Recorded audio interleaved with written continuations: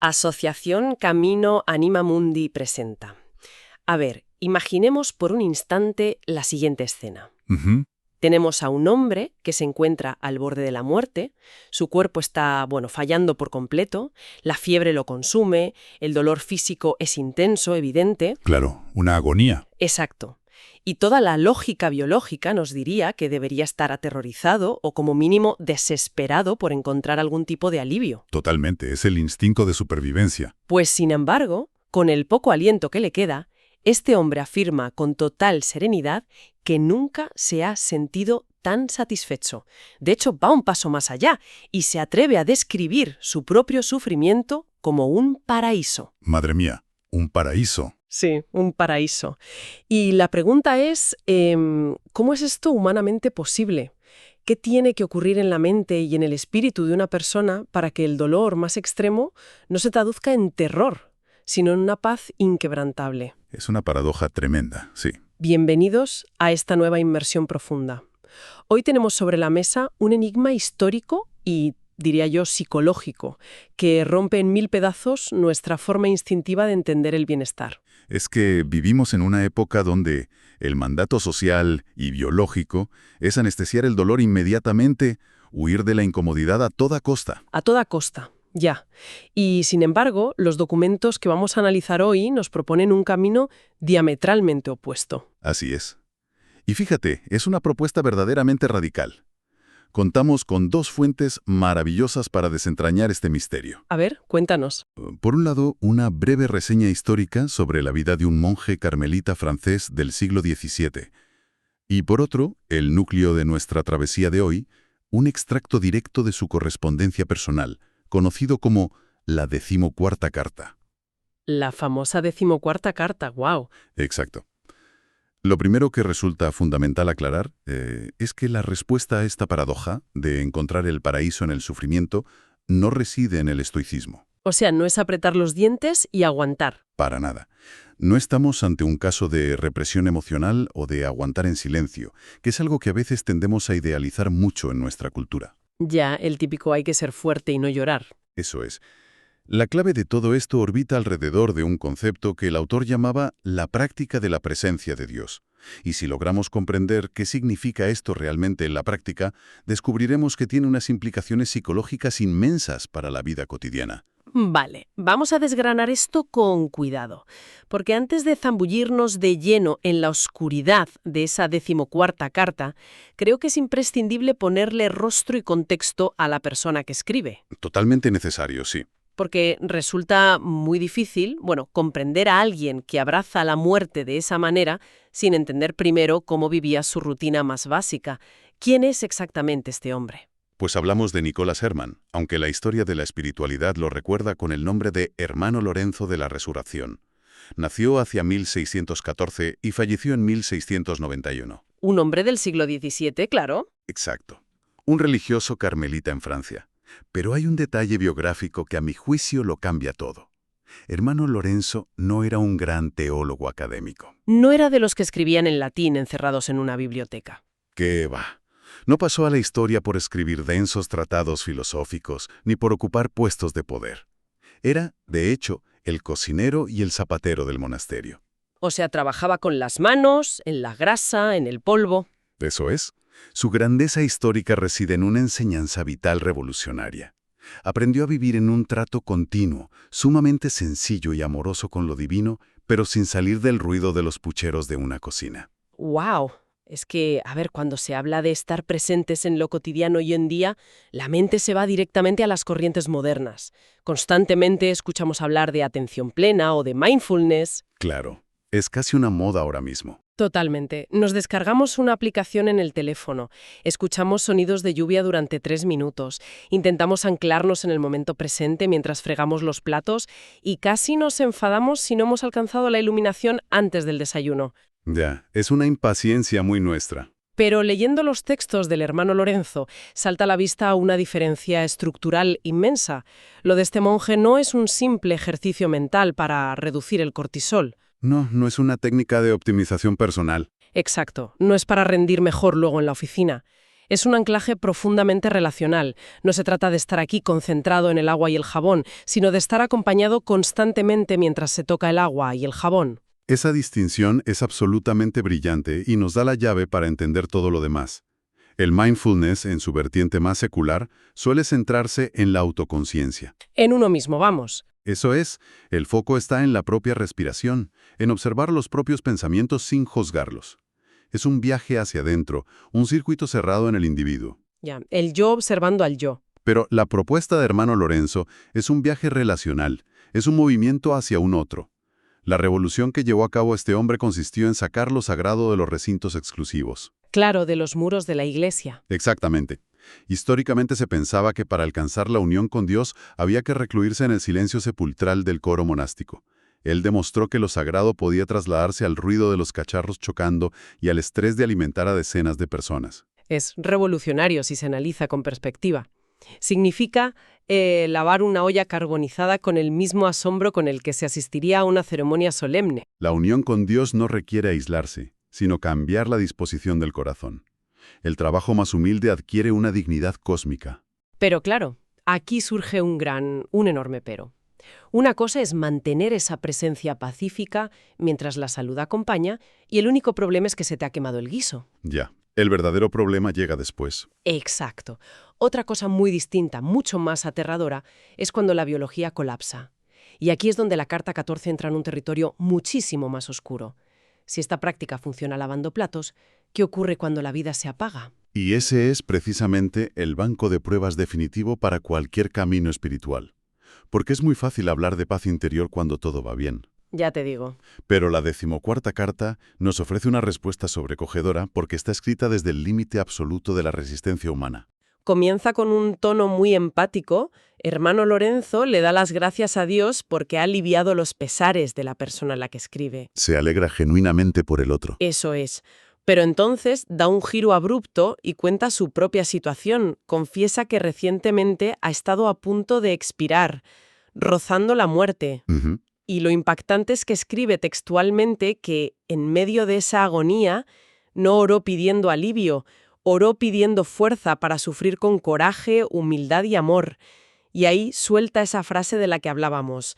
Ah, cuán dulce es sufrir con Dios. Son palabras y una densidad brutal. Y remata asegurando que es un paraíso sufrir y estar con él. A ver, seamos muy realistas aquí. Juguemos de abogados del diablo por un momento. Nuestra naturaleza humana grita, sácame de aquí, haz que pare, Ujú. cuando hay dolor. Es pura biología. Claro, es un sistema de alarma evolutivo. Cuando el dolor físico es extremo, el cerebro se nubla, la capacidad de razonar colapsa. Entonces, ¿cómo reconciliamos la idea del paraíso con la agonía física sin caer en la trampa de romantizar el dolor? ¿No es esto un poco masoquista? Lo fascinante aquí es que es fundamental plantear esa objeción, porque es la duda natural de cualquier mente moderna. Y es crucial desactivar de inmediato la idea del masoquismo. Hermano Lorenzo no amaba el dolor por el hecho de doler. Porque eso sería una patología, claro. Exacto, eso sería patológico. Lo que esta carta revela es un cambio de paradigma brutal. El sufrimiento aislado destruye, pero el sufrimiento dotado de sentido y compañía absoluta se transforma. Sufre una alquimia, digamos. Eso es. Fíjate que en la carta cita que cuando la mente se ocupa así, los sufrimientos se llenan de unción y consolación. Unción y consolación. Sí. El dolor físico persiste, cuidado. La fiebre quema, la biología sigue su curso implacable. Pero lo que desaparece por completo es el sufrimiento secundario, el terror existencial.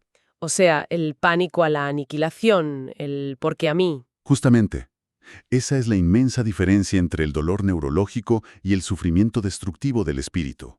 El consuelo no proviene de que no duela, sino de la calidad de la presencia que acompaña en medio de la herida.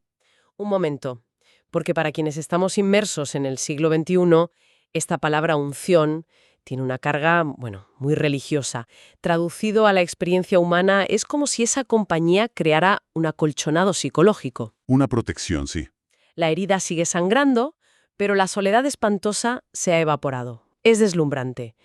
Pero claro, alcanzar este estado, lograr que la agonía sea consoladora, no pasa por accidente. Para nada. No es magia. Exacto. No es que alguien se levante enfermo y mágicamente se sienta en el paraíso. La fuente deja meridianamente claro que esto requiere una arquitectura interior previa. Hay un método detrás. Efectivamente. Sería un error leer esto y pensar que es un estado alterado que le cayó del cielo. Hay una intencionalidad férrea en sus palabras y un trabajo sostenido durante décadas. Se explora el método en la carta, de hecho.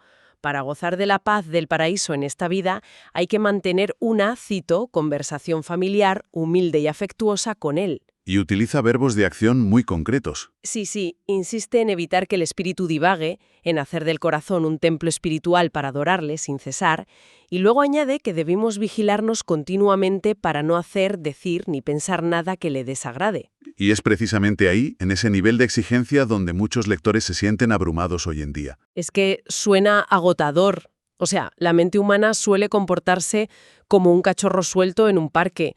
Quiere husmear en cada esquina, salta de un recuerdo vergonzoso del pasado a una preocupación catastrófica en segundos. Totalmente. Es una mente errática. Entonces, mantener esa atención fija, vigilando siempre, ¿no resulta agobiante este nivel de vigilancia constante? ¿No nos convertimos en nuestro propio policía interior, viviendo en tensión? Esto plantea una pregunta importante. Esa es la trampa de nuestra lectura contemporánea. Si interpretamos la vigilancia continua desde nuestra lente moderna, cruzada por la ansiedad, suena a un control neurótico insostenible. Suena a un agotamiento mental garantizado, sí. Pero la vigilancia de la que habla hermano Lorenzo no tiene naturaleza policial, tiene vocación de refugio. Refugio, vale. Hacer del corazón un templo espiritual significa tener un centro de gravedad al que siempre se puede volver. Pensemos en un barco en medio de un océano agitado. Ujú.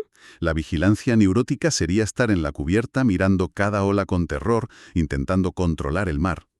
El centro de gravedad, el templo interior, es tener un lastro pesado en la quilla. Ah, claro. Por mucho que las olas golpeen, ese lastre devuelve el barco a su posición de equilibrio. Eso es cultivar una familiaridad que, paradójicamente, te libera de la tiranía de los pensamientos dispersos. Frena la ansiedad. La vigilancia no es buscar culpables en tu mente, es el acto suave de volver a casa. Cambia el paradigma por completo. No es estar tenso para no cometer un delito mental, es estar atento para no perderse la compañía de alguien a quien se ama. Pero, siendo honestos, volver a esa casa una y otra vez genera mucha frustración al principio. Sobre todo hoy en día con tanta dispersión. Claro, entre notificaciones del móvil y prisas. Y uno de los aspectos más hermosos de este documento es la tremenda empatía que destila. Lorenzo era profundamente empático y sabía que esta disciplina choca contra nuestra fragilidad. Conoce el barro humano, sí. No habla desde un pedestal inalcanzable. Reconoce abiertamente en la carta que, y cito, el comienzo es muy difícil, porque en esas primeras etapas debemos actuar puramente por fe. Es decir, sin sentir nada bonito, sin consuelo inicial. Exacto, un ejercicio casi a ciegas. Pero asegura que con la gracia todo es posible y que nunca se le rehúsa a quien la pide ardientemente. Y lanza un imperativo poderoso. Llama, persevera en llamar. Esa perseverancia es la clave de todo. Y promete que la puerta se abrirá a su debido tiempo y que Dios concederá de golpe lo que ha demorado durante años. Cierra la carta pidiendo oraciones mutuas y con la esperanza de ver a Dios pronto. Ese cierre enmarca la inminencia de su muerte con una naturalidad pasmosa, como quien va a encontrarse con un viejo amigo. Entonces, ¿qué significa todo esto para nosotros hoy? Destaca el inmenso consuelo que supone ver a un gigante espiritual admitiendo la cruda dificultad de los inicios. Es un antídoto contra la frustración moderna. Totalmente. Contra esa espiritualidad de microondas que impera hoy. Ya te digo, probamos a meditar 3 días y si no alcanzamos el nirvana, lo dejamos. Si conectamos esto con la perspectiva general, tocamos un concepto fascinante, la gracia demorada. Sugiero que esa espera de años no es un castigo, ni un fracaso del universo. Ni que estemos haciendo las cosas mal, que es lo que solemos pensar. Exacto. Esa demora es precisamente el cincel que excava el espacio en el corazón. Si el consuelo fuera un océano y tu corazón fuera un vaso de agua, el océano simplemente se desbordaría. ¡Wow! La espera prolongada, la aridez inicial, es el trabajo que va ensanchando ese templo interior para hacerlo capaz de recibir y sostener ese consuelo masivo. ¡Qué imagen tan potente! La demora no es un castigo, es pura preparación estructural. El silencio está despejando el espacio para albergar algo mayor. Y todo esto forjado mientras se barrían suelos y se lavaban platos, en la rutina más gris imaginable. Esa es la victoria de esta enseñanza. Nos demuestra que la calidad de nuestra experiencia no depende de que todo vaya bien por fuera, sino de la compañía que cultivamos en el foro interno. Y esto nos empuja inevitablemente a una reflexión final provocadora, un pensamiento para que resuene en quien escucha. Si un monje en el siglo XVII pudo encontrar el paraíso en medio de la agonía física y las labores más grises, simplemente cambiando la dirección de su atención y su conversación interior... La gran pregunta para nosotros. Sí. ¿Qué fricciones de nuestra vida moderna y acelerada podrían transformarse hoy mismo si en lugar de intentar escapar de ellas compulsivamente buscando la próxima distracción, construyéramos un templo interior justo en medio del caos? Es una invitación urgente a habitar el presente, por doloroso que sea, con una mirada radicalmente distinta. Qué inmensa riqueza esconden estas cartas olvidadas en el tiempo. Ha sido una exploración verdaderamente reveladora, desentrañando conceptos que siguen interpelando nuestra psicología con una vigencia asombrosa. Sin duda, una inmersión muy profunda. Ojalá este análisis sirva para iluminar perspectivas nuevas. Muchísimas gracias por acompañarnos en este recorrido y por ayudarnos a ensanchar un poco más ese templo interior frente a las prisas. Un placer, como siempre. Cualquier eco o reflexión que estas ideas hayan despertado tiene un lugar en Quiero Atrecar, caminoanimamundi.org.